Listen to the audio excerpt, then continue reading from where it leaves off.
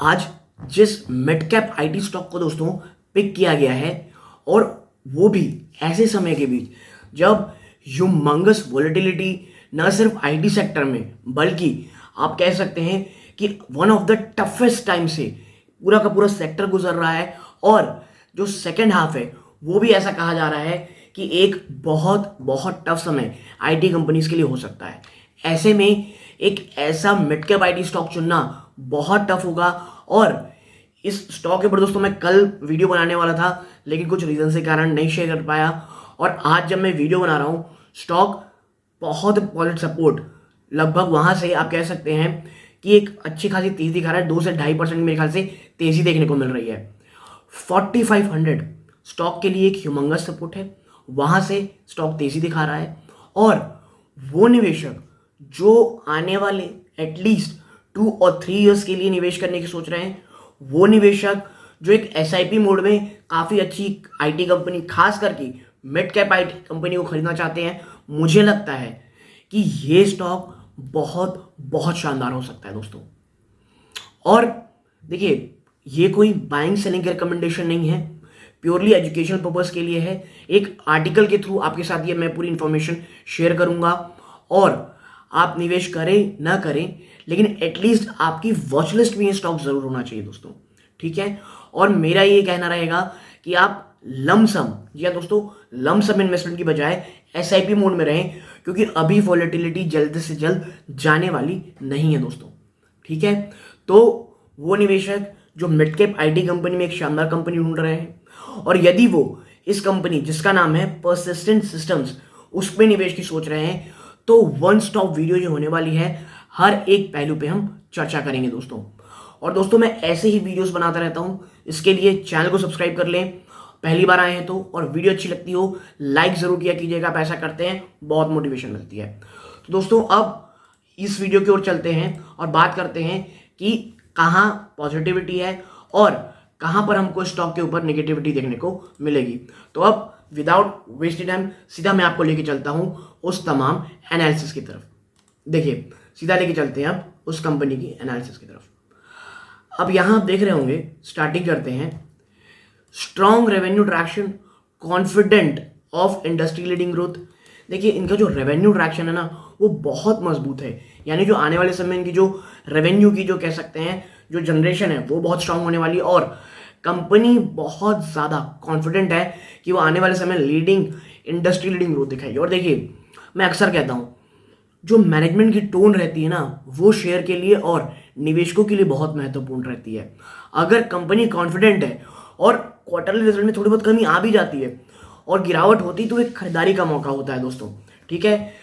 Reduce reliance on top client, और ये मुझे लगता है वन ऑफ द बिगेस्ट कह सकते हैं आप एक पॉजिटिविटी है कि कंपनी जो अपने टॉप क्लाइंट है उससे जो अपना कह लीजिए पूरा का पूरा बर्डन है वो हटा करके एक वेल डाइवर्सिफाइड कर रही है। ऑर्डर विन्स आर हेल्दी, बहुत अच्छी इनके पास ऑर्डर बुक्स हैं दोस्तों, बहुत शानदार ऑर्डर बुक्स हैं। मार्जिन आउटलुक पॉजिटिव, जहां तमाम कंपनीज बहुत बहुत ज़्यादा स्ट्रगल कर रही हैं अपने मार्जिन को लेकर के, ये कंपनी मार्जिन को लेकर के काफ़ी पॉजिटिव है। एट्रिशन डिक्लाइनिंग कुछ सपोर्ट मार्जिन, और देखिए जो एट्रिशन रेट है वो गिर रहा है, तो उसके कारण मार्जिन में भी आपको इंप्रूवमेंट देखने को मिलेगी। Now stock a great bit to add on weakness, ठीक है। और यही मैं कह रहा हूं कि प्लीज प्लीज एसआईपी मोड में रहिएगा, गिरावट में एक्यूमुलेशन मोड में रहिएगा। सिर्फ एक साथ बहुत बड़ा निवेश की बजाय शुरू में थोड़ा सा आप कह सकते हैं निवेश कर सकते हैं एक्स्ट्रा, और उसके बाद धीरे धीरे 1 या 2 स्टॉक जो भी आपकी पोर्टफोलियो अलाउ करती हो उसे एक्यूमुलेट करें, ठीक है। याद रखिएगा थोड़ा महंगा स्टॉक है दोस्तों ये, 4533। तो वो निवेशक जो इतने महंगे स्टॉक को ज़्यादा अफोर्ड नहीं कर सकते, वो थोड़ा सोच समझ करके, चाहे वो वीकली हो या मंथली हो, एसआईपी मोड में से ऐड ऑन कीजिएगा। आगे है one of our top mid cap IT picks. ये दोस्तों मनी कंट्रोल का आर्टिकल है, तो ये तमाम डेटा के लिए उन्हें साधुवाद है। Has outperform both Nifty and IT index in the past 3 months. 3 महीनों में आउट परफॉर्म किया इसने दोस्तों। With a consistent performance and a right capabilities, we expect it to wade through the ongoing macro noise well. देखिए, ये company कहा जा रही है इतनी मजबूत है ना, जो ये मैक्रो लेवल में इतनी कह लीजिए शोर आ रहा है कि भाई साहब यूएस से इंटरेस्ट रेट के कारण कंपनी को प्रॉब्लम आएगी, यूएस के कारण जो हमारी भारतीय आईटी कंपनी उस पर प्रॉब्लम आएगी, उसको लेकर के देखिए ऐसा तो है नहीं कि बिल्कुल ही इम्यून रहेगा, लेकिन बाकी अन्य कंपनियों के मुकाबले ये एक अच्छी बैट हो सकती है। ठीक है, आगे देखें, strong revenue traction, improving margin, steady order flow, waning supply side concern, and relevant expertise in revenue maximization as well as cost realization project put it a vantage position। यानी आप जो भी सोच सकते हैं पॉजिटिव एक कंपनी के लिए, ये कंपनी में वो एक मजबूत तौरी काम कर रहा है दोस्तों। चाहे वो लगातार ऑर्डर फ्लो का आना हो, सप्लाई साइड कंसर्न है वो धीरे धीरे गायब होते दिखाई दे रहे हो। आईटी कंपनी में जो सबसे बड़ी इंपॉर्टेंस होती है वो एक्सपर्ट की, तो एक्सपर्टीज में भी कहीं कोई कमी नहीं देखने को मिल रही दोस्तों। आगे है, should the current market volatility present an interesting opportunity, investor should look to add this high quality name। ठीक है, गिरावट जो होती है तो उसमें ये वो कंपनी हो सकती है जिसे आप ऐड ऑन कर सकते हैं दोस्तों। ठीक है, आगे है ग्रोथ लीडरशिप टू कंटिन्यू। जो ग्रोथ है वो आने वाले समय मजबूती तौर पे कंटिन्यू रहेगी। Now Persistent has seen an industry leading growth in past 2 year. पिछले 2 सालों दोस्तों इन्होंने शानदार के लिए ग्रोथ दिखाई है, इंडस्ट्री लीडिंग ग्रोथ दिखाई है with an organic revenue growth of 33% 22। अब आप समझिए ऑर्गेनिकली इनकी रेवेन्यू में 33% का उछाल हुआ है फाइनेंशियल 22 में। And the momentum continued in Q3 although it is relatively weaker quarter marked by 4 loss and holidays partially by the strong seasonality of IP led business. ठीक है, देखिए बीच में इश्यूज आए, आपको पता है आईटी में वॉलेटिलिटी है और इसमें बेसिकली अगर पर्सनली बात की परसिस्टेंस में प्रॉब्लम आई थी, वो रीज़न था चाहे वो हॉलीडेज हो गए, जो दोस्तों जो सीजनल होते हैं ना, सीजनल बिजनेस होता है ऑफ आईपी लेड बिजनेस, इसने थोड़ा परेशान किया था। ठीक है, वरना as an investor it's a great company.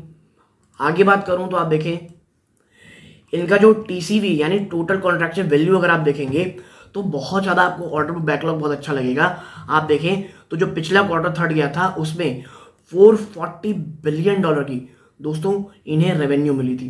ठीक है, और आप देखें तो अब तक का सबसे आपको हाईएस्ट देखने को मिलेगा पिछले कई क्वार्टर्स में, और इसीलिए कहा जा रहा है जो ऑर्डर इनफ्लोज है इस कंपनी के बहुत शानदार है।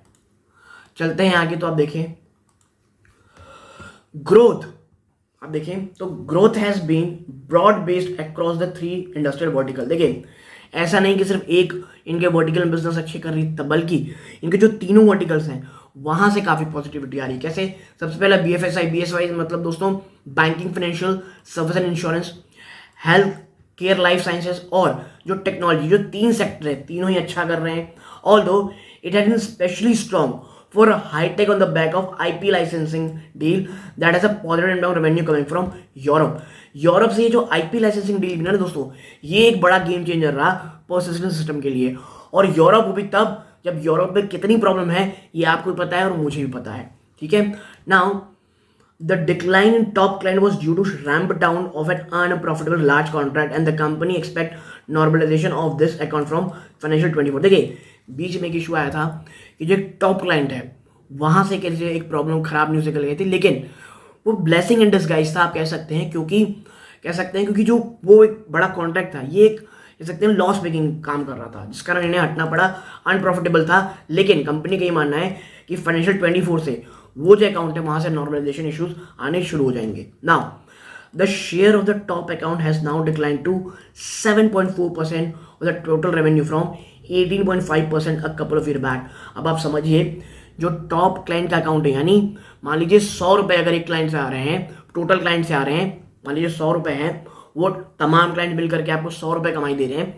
तो पहले ये था से कुछ साल पहले कि मात्र एक लौता क्लाइंट ही 8.5 रुपए का आपको धंधा देता था। तो आप समझ सकते होंगे ऑलमोस्ट 20% आप कह सकते हैं, ऑलमोस्ट आपका जो पूरा बिजनेस है उसका 20% आपको सिर्फ एक क्लाइंट से आ रहा है। तो आपको पता हो कितना प्रेशर देता है, लेकिन अब वो चीज़ घट के मात्र 7.4% होगी, which is phenomenal. Now the diversification away from top account should make the business model more resilient and the company expect to hit a minimum 4 to 6% sequential growth in revenue. अब आप समझिए जो डाइवर्सिफिकेशन है, जो की गई है top line से हट करके, ये इतनी पॉजिटिव आपको देखने को मिलेगी कि भाई साहब 4 से 6% का सिक्वेंशियल ग्रोथ रेवेन्यू बात कर रहे हैं, और इंडस्ट्री लीडिंग यानी इंडस्ट्री से एवरेजली ज़्यादा ही अच्छा धंधा करेंगे to continue thank to the traction in orders. Order में जो एक मजबूती है उसकी वजह से। आगे है a conscious but big shift has been the growth in service revenue. जो एक बहुत बड़ा शिफ्ट प्रोसेस सिस्टम में देखने को मिला कि जो सर्विस रेवेन्यू है उसमें जो ग्रोथ है वो कितनी ज़्यादा है। आप देखें फाइनेंशियल 20 में ये मात्र $400 मिलियन थी, जो 2022 में फाइनेंशियल 22 में ये बढ़ के $675 हो गए दोस्तों। जबकि जो आईपी लेड रेवेन्यू है दोस्तों वो $102 से घट करके $90 मिलियन हो गया है। और this has lent stability to the revenue stream. ठीक है, तो आप समझ रहे होंगे कि क्यों परसिस्टेंट सिस्टम को अच्छा कहा जा रहा है, क्योंकि जो मैनेजमेंट है वो बहुत चतुराई से, बहुत चालाकी से इस वॉलेटाइल मार्केट में अपने बिजनेस को कह लीजिए ट्रांसफॉर्म कर रही है। टॉप क्लाइंट में जो फोकस उसे घटा करके एक यूनिफॉर्मिटी कर रही है अपने क्लाइंट्स में, which is really really good. आगे आप पाएंगे मार्जिन अपटिक टू कंटिन्यू। देखें the company reported close to 80 basis point sequential improvement EBIT. जो एबिट है उसमें 80 बेसिस पॉइंट की कह लीजिए पॉजिटिविटी देखने को मिली है। आगे है टू 15.4% थैंक्स टू करेंसी टेलमेंट। देखिए करेंसी टेलमेंट भी एक बहुत बड़ा रीजन रहा इसमें। And higher share of better margin IP revenue. IP revenue में मार्जिन बहुत अच्छे रहते हैं दोस्तों। ठीक है, और realisation marketing expenses and billing of freshers. देखिए फ्रेशर्स के आने के कारण जो कह लीजिए एम्प्लॉय बेनिफिट एक्सपेंस था वो काफ़ी हद तक कम रहा, और मार्केटिंग एक्सपेंसेस में भी थोड़ा बहुत आप इससे खर्चे कम किए गए। Now some of the gains such as sales and marketing cost realisation, better utilisation of and offshoring and waning supply side challenges should support margin going forward. यानी आप देखें जो सेल्स और मार्केटिंग कॉस्ट को सही तरीके से यूज करना, और बेटर यूटिलाइजेशन एंड ऑफशोरिंग में काफ़ी अच्छी कैली फोकस करना, और सप्लाई साइड चैलेंजेस का कम होना आने वाले समय में भी चैलेंज जो कह सकते हैं मार्जिन है उसे कंटिन्यू रखेंगे उनको सपोर्ट देने में, which is very good, very positive. ठीक है, आगे आप देखें thanks to the softness in hiring में जो एक कमी आई, क्योंकि देखिए पहले क्या था ना, फ्रेशर्स को बहुत पैसे देने पड़ रहे थे आपको। अगर आप आईटी के जो कह सकते हैं बीच में जो एक फेज आया था जब फ्रेशर्स को भी अनाप शनाप पैसे दिए जा रहे थे, और देखिए हमेशा यूनिफॉर्मिटी होनी चाहिए। प्रॉब्लम भी ये हो रही है वो कह लीजिए फ्रेशरीज जिन्हें एक समय में एवरेज से बहुत ज़्यादा पैसा दिया जा रहा था, हालत अब ये हो गई है कि बहुत जो फ्रेशर्स को जो कह लीजिए जिन कॉन्ट्रैक्ट में लिया जा रहा था उसके भी आधे पे हायर किया जा रहा है। तो दोनों ही चीज़ें सही नहीं है, हमें इसको समझना पड़ेगा।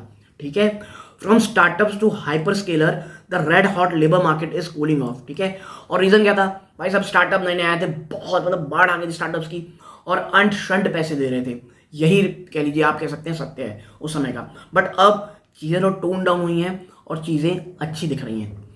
This is clearly reflected in the attrition number with Persistent seeing a decline in attrition rate to 21.6% from 23.7%। और इसका असर अब तमाम आईटी कंपनीज के एट्रिशन रेट में भी दिख रहा है, और ये साफ साफ हमें परसिस्टेंट में भी दिख रहा है, जो एक समय 23.7% का एट्रिशन रेट, और ये बहुत हाई होता है दोस्तों, उससे घट कर भी 21.6% हो गया है। Although the net addition was unimpressive. जो नेट एडिशन है वो कोई बहुत इंप्रेसिव नहीं है, क्योंकि आपको नंबर भी देखने को मिल रहा होगा। It was more to rationalise the bench as utilisation is fallen and is not worked on the demand environment to that continue to remain strong as reflected in order flows. Now, as fresher become billable, it should have a positive impact on margin. और देखिए धंधे का एक ही उसूल है, सबको सिर्फ एक ही चीज़ चाहिए, वो मार्जिन और बिजनेस। अगर कभी बिजनेस प्रॉब्लम आती है तो कंपनीज मार्जिन को तिलांजलि देने के लिए तैयार रहते हैं, यानी मार्जिन को सेक्रीफाइस करने के लिए तैयार रहते हैं। लेकिन जैसे ही आपको दिखता है कि भाई साहब लोग तो बहुत ज़्यादा काम के लिए हैं, कंपनियां आप कह सकते हैं जो मार्जिन को जितना ज़्यादा बढ़ा सकती हैं उसको बढ़ाने के लिए जो कह लीजिए फ्रेशर्स हैं उनमें आपको प्रेशर देखने को मिलता है, उनमें प्रेशर आता है, और केसेस आप विप्रो का सुन ही रहे होंगे। ठीक है, आगे है last but not the least macro challenges use it as an opportunity. जो मैक्रो चैलेंजेस दोस्तों, ये परसिस्टेंट सिस्टम जैसे कंपनीज में निवेश का एक बहुत शानदार मौका हो सकता है। देखिए the company has achieved an annualized turnover run rate of $1 billion, is now eyeing 2 billion in next 3-4 years. अब आप समझिए जो एनुअलाइज टर्नओवर है, जो करेंटली $1 बिलियन है, कंपनी मात्र 3 से 4 सालों के अंदर इसे 2 बिलियन करने की सोच रही है। वाइड रिसेशन फिर इन इट्स की मार्केट रिमेनर्स स्पीड ब्रेकर। देखिए सबको पता है 3 से 4 साल कह रही है, अगर जिस सरकार की मंदी की बात कही जा रही है तो ये एक बड़ा हडल होगा।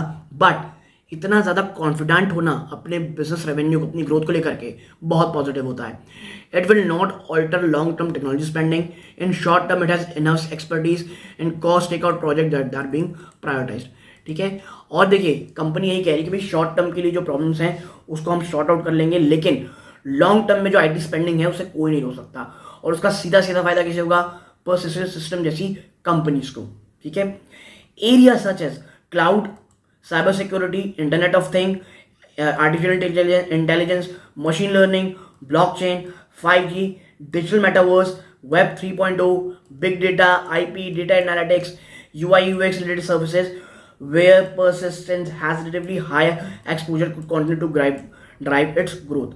ठीक है, तो आप समझ सकते होंगे कि तमाम जो नई चीज़ें हैं जो आने वाले समय में पूरी टेक्नोलॉजी का पूरा चेहरा चेंज कर सकती हैं, उसमें पर्सिस्टेंट सिस्टम का बहुत बड़ा एक्सपोजर है। और मैं इसीलिए कह रहा हूँ कोई भी बड़ी गिरावट, कोई भी बहुत बड़ी गिरावट अगर आती है तो वो पर्सिस्टेंट सिस्टम जैसी कंपनी में निवेश का बहुत शानदार मौका होगी दोस्तों। तो यदि आप स्टॉक में निवेशित है, निवेश की सोच रहे थे और आपको ये वीडियो अच्छी लगी हो, प्लीज़ चैनल सब्सक्राइब करें। आपकी कोई क्वेरी हो कमेंट बॉक्स में बताइएगा। यहाँ तक जुड़े रहे इस बात का बहुत बहुत धन्यवाद। ये वीडियो का अंत है। जय हिंद दोस्तों।